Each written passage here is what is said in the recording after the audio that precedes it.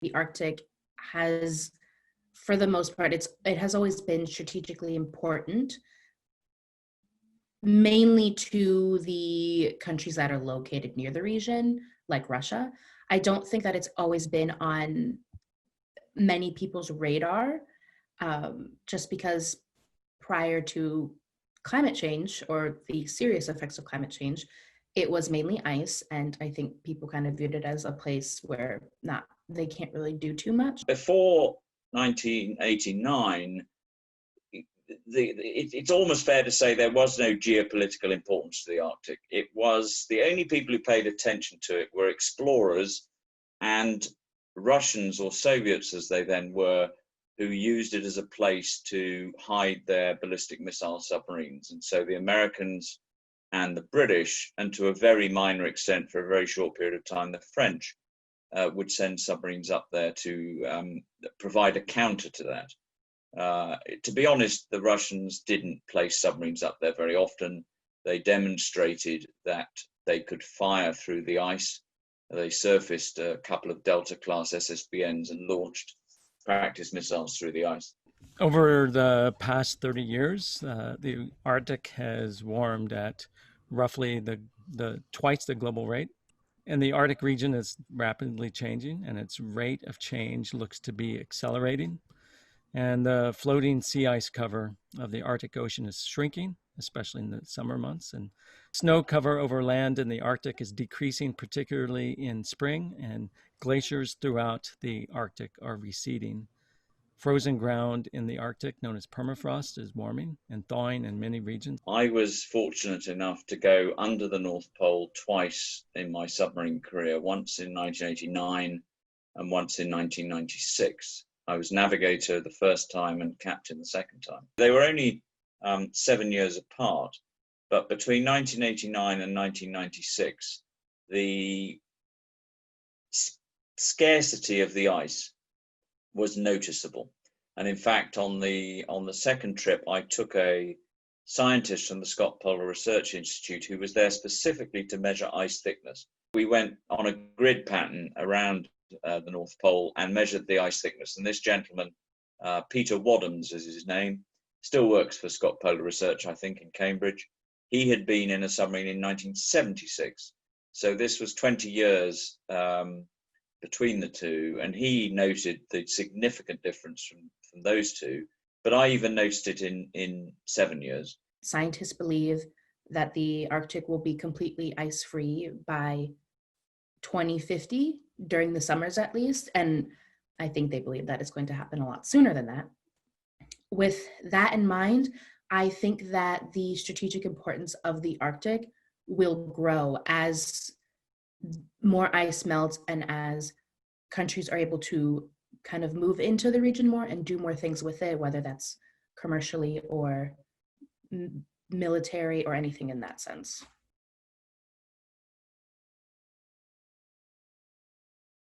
The prospects of access to fisheries and minerals and petroleum, as well as tourism, tantalize leaders worldwide. And there are enormous implications for global trade as new shipping routes emerge, especially the Northern Sea route above Russia and the Northwest Passage in North America.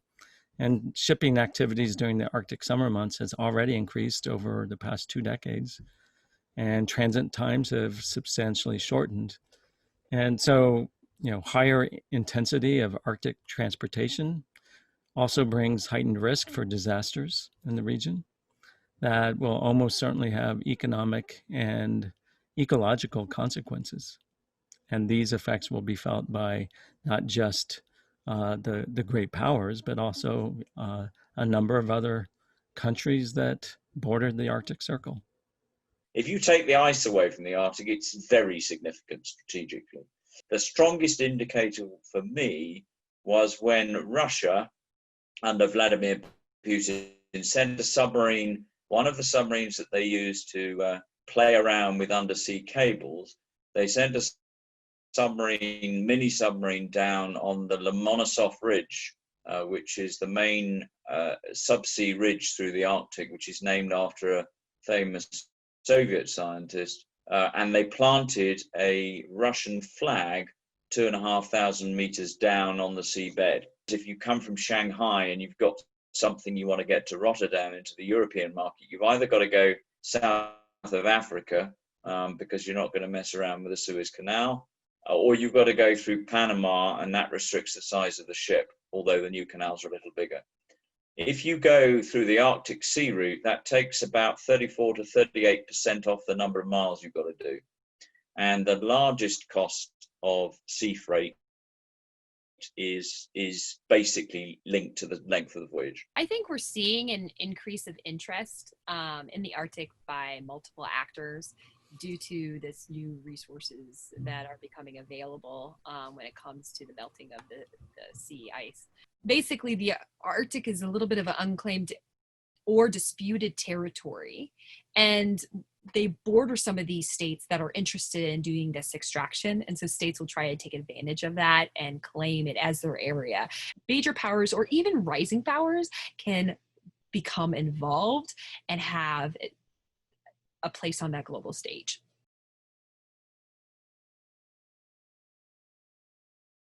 Seamelt is increasing Arctic ambitions of the United States and China and Russia. And the relationships between the three countries are changing in and outside the Arctic realm. And so for Russia, the prospect of expanding access to more than 4,000 miles of Arctic coastline puts Arctic seamelt squarely in the national security and geostrategic and development calculus of Moscow. The Russians have already asserted unilateral control over the Northern Sea route. That is the topic of much international discussion. But they are already deploying military assets at several geographic bottlenecks along the route. With the melting of the sea ice in the Arctic and the growing strategic importance that it could play, I think that it can have great effects on the relationships between the US, China, and Russia, these great powers in the coming years. As we can tell presently, the relationships between these countries are not the best. The U.S. and Russia's relationship has been greatly deteriorating since, the Cold War era in terms of nuclear weapons and other factors. And the relationship with the U.S. and China also isn't great. So I think with that in mind and the potential for growing tensions in the Arctic, considering that Russia kind of believes the Northern Sea route, which essentially is the sea route along its northern border in the Arctic, they view that route as a domestic route and something that only Russia can use. Whereas other countries may start to view that route as something that's international that they can also take part in. The relationship between the superpowers who either border or look at the Arctic, either from a military perspective or an economic perspective. And I think it's the latter one that's going to come to the fore first. Clearly, there are military advantages because if you are looking, perhaps we'll come later to look at the nuclear dimension of this, but if you're looking to fly a missile between the superpowers, then the shortest distance between them, apart from between Russia and China, is largely over the pole. And if you're not doing it over the pole, you're going the long way around, or you've got to forward deploy something somewhere else. So I think there is a military dimension that immediately plays into a more nationalist strategic view of who owns this water. Russia, we have seen them increase in defense in that area, but for nuclear capabilities to move up there, it could happen, and it's due to its strategic location. So this could assist Russia movement trying to move out of containment. So they feel a lot of containment from the West or Western Europe. And this could be a chance for them to actually move out of that and put themselves in a new strategic location. Russia's geography and long history in the Atlantic makes it an important player in establishment of new shipping routes. The Northern Sea route is quite literally in their backyard or their northern yard. We've already seen a great deal of Russian investment in icebreakers and expansion into the maritime domain. And some people don't realize that all of the major rivers in Siberia flow northward into the Arctic Ocean. And that's actually impeded development in Siberia for really hundreds of years. And the prospect of connecting Siberian ports to greater international shipping networks through the Northern Sea route is an important driver for Russia's development. At the same time, permafrost melting in northern Russia is also beginning to wreak havoc on infrastructure, which could actually prove to be pretty costly for Russia. For China, it has clearly had ambitions in the Arctic, both for economic reasons and also to amplify its image as a legitimate world power. They invest heavily in projects in essentially every Arctic country, presumably for their own interests and as leverage to press these interests in the region. And a few years ago, China introduced the Polar Silk Road, a piece of its larger Belt and Road Initiative global infrastructure project, as a framework to jointly develop Arctic routes with other parties. And the United States has long sought a more national presence in the Arctic to protect its interests and secure free passage of vessels through the Northwest Passage and the Northern Sea route. And a number of disputes over navigational routes associated with Arctic transit will likely emerge.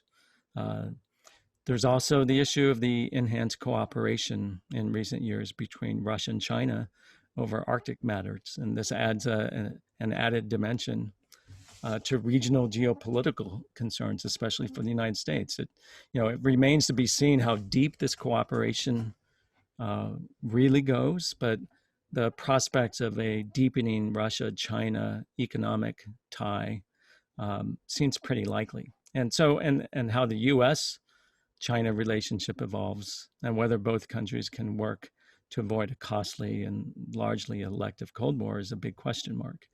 And in particular, when you look at the Bering Strait, which is the access to the Arctic from the Northern Pacific, which would be the primary route that a Chinese merchant ship would, leaving Shanghai or other ports, would turn left and go up through the Bering Strait. That is a strait that would be covered by UNCLOS between Alaska and Russia. But the first indications are that Russia's going to look to, firstly, convoy ships through the thinning sea ice as a first way of doing it, because they probably are going to need some measure of ice breaking, or at least a contingent capability for that. And on the back of that convoying, I think they're going to build a pretty strong international law case for these to be perceived as a Russian Silk Road, a Russian highway on the sea. And I think that is going to be anathema to the US and probably anathema to other countries. So I think there's a big strategic argument to be fought about who controls, who tariffs, who manages, who allows the passage of these ships.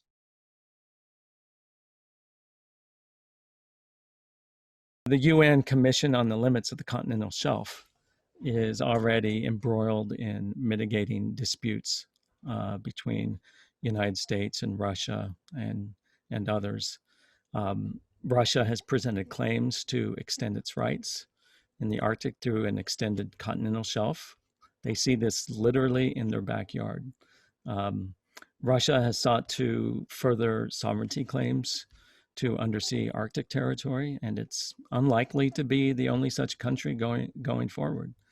And it's not hard to imagine deepening disputes between any number of combinations of Arctic countries over continental shelves and disputed territories as the Arctic geography changes.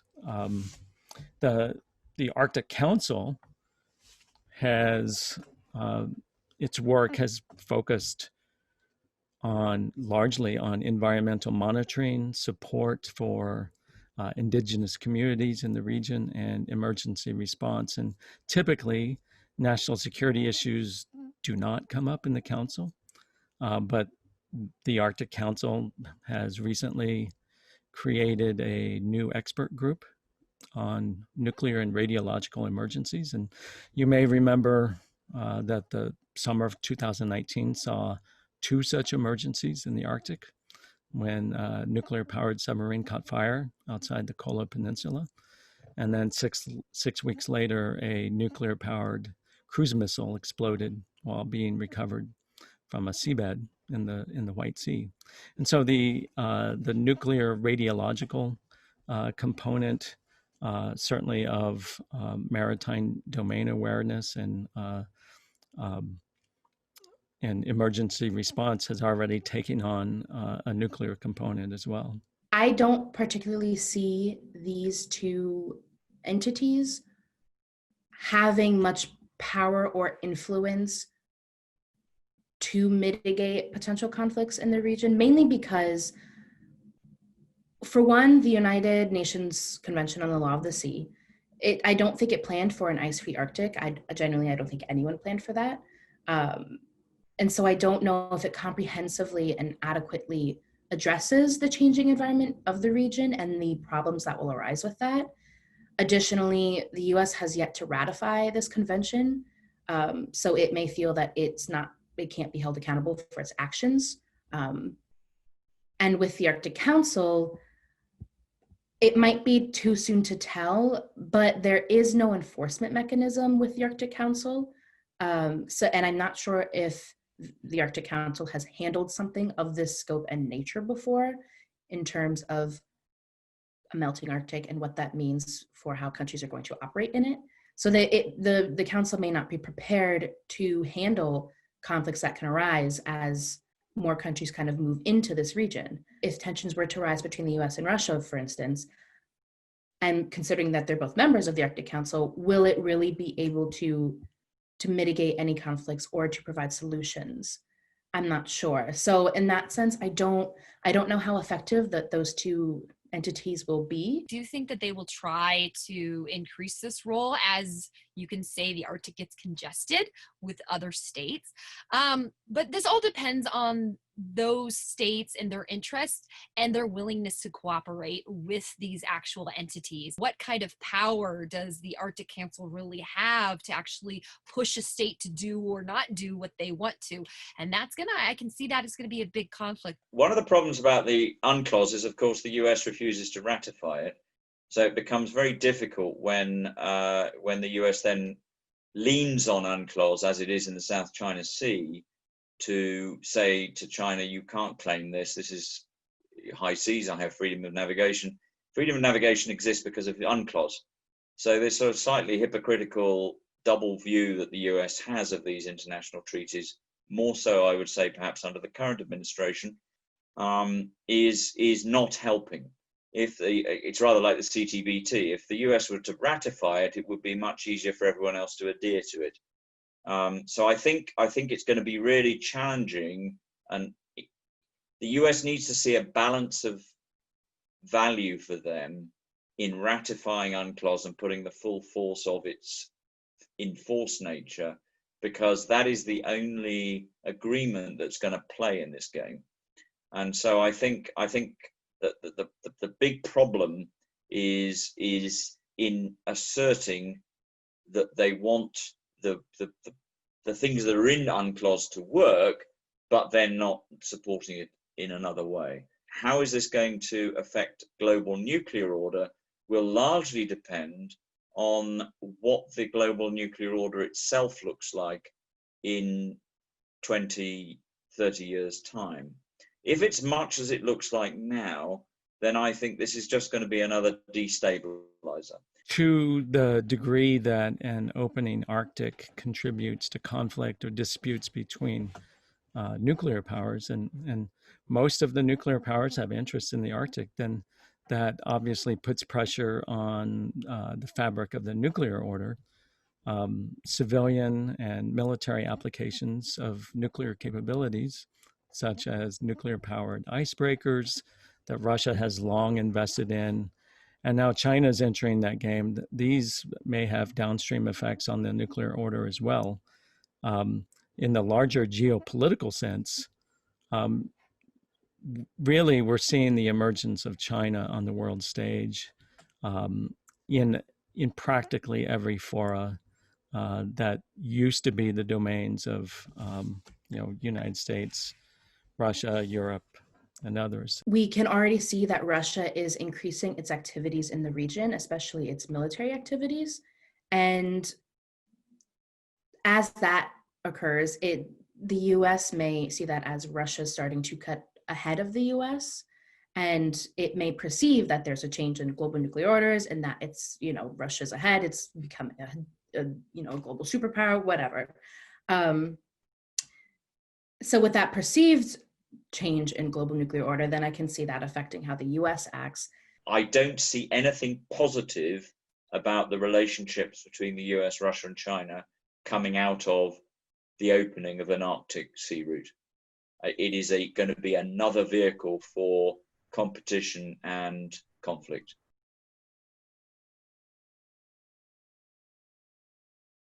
Does a sea route to the Arctic change anything in a nuclear deterrence concept? The answer is I hope not, and I don't think so, because if you take as a given that these remain international waters outside of the universally agreed 12-mile territorial limit, and for economic purposes 200 miles EEZ, then there should be no national view on their use. And it is national views that deliver conflict and national views that deliver nuclear deterrence. And in a purely deterrent point of view, there is nothing to deter at sea. Deterrence is all about in the risk of damage to your country, your people, and your ability to lead. In terms of a direct impact on deterrence, I don't think so, except that it is another point at which conflict could occur between nations that are armed with nuclear weapons. With a plethora of nuclear capabilities that cover a spectrum of operations, albeit touted as broad spectrum deterrence, they actually give an opportunity for nuclear weapons to be used either in a coercive way or in an actual way across a whole range of conflicts. And it's very important to remember that when you looked at the 70s and 80s, or the mid-60s to the mid-80s, when nuclear weapons were a core element of NATO's response to the Warsaw Pact, when you looked at how NATO envisaged that, it was significantly less worried about nuclear weapons in the maritime environment. And the main reason, of course, is that fish don't vote. So you can kill an awful lot of civilians on land, you kill a lot of fish. That's not the same collateral problem. I'm being slightly cynical, but the willingness in exercise to use nuclear weapons in a conflict at sea is much higher than on land.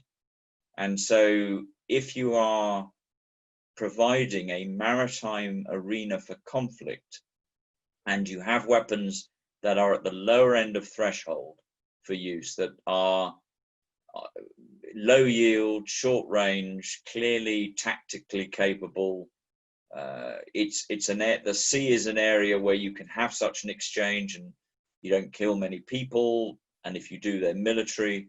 I think the likelihood of the opportunity for miscalculation, misinterpretation, or deliberate use of a smaller or shorter range weapon is much higher at sea than in the land environment. Nuclear conflict is minimal in other instances and shouldn't be really, it shouldn't have a majority role up in the Arctic. The problem is that since this is new territory and there are new norms being established, what's going to be the flexibility of each state and what they're willing to actually accept? And I would say Russia would be pretty bold in this instance because they believe that they have a lot of claim up there, and so they can therefore push back on possibly United States setting norms, because they'll say that, well, this is an extension of our territory. This is an extension of Russia. And if you cross the line, then we have a right to defend ourselves, and we're going to choose whatever capability that we will decide. What will the United States accept Russia to do, and what will Russia accept the United States to do? That's going to all be discovered. The Russian Arctic is home to much of Russia's strategic nuclear deterrence by virtue of its North Fleet submarines based outside of Murmansk. And so it's not difficult to imagine a national security episode occurring if countries such as the United States or others were to press a freedom of navigation operation in the region.